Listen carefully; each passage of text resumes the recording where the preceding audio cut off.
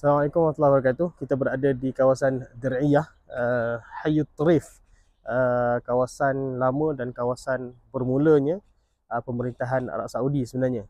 Dan di sinilah Syekh Muhammad bin Abdul Wahab dan para umara ataupun kerajaan-kerajaan yang pemula pemerintah negara Arab Saudi bermula. Di sinilah kawasan dia, kawasan yang luas, dan dia cuba dibangunkan semula sebenarnya untuk dijadikan sebagai tempat dan pusat lawatan, dan orang boleh berjalan di sini, pusat turis lah.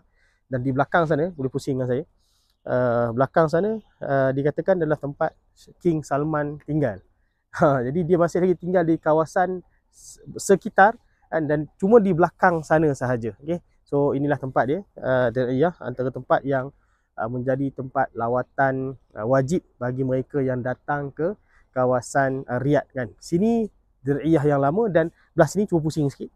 Belah kawasan sini adalah Dir'iyah yang baharu tuan-puan, okay? Yang baharu. So ada kafe, ada restoran dan sebagainya. Ada masjid pun ada kat situ. Kita solat di situ tadi.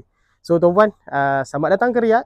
Yang tuan-puan yang nak berjalan mencari tempat lawatan, Riyadh adalah salah satu tempatnya, bersama dengan Mursyid Al-Haramain. Assalamualaikum warahmatullahi wabarakatuh.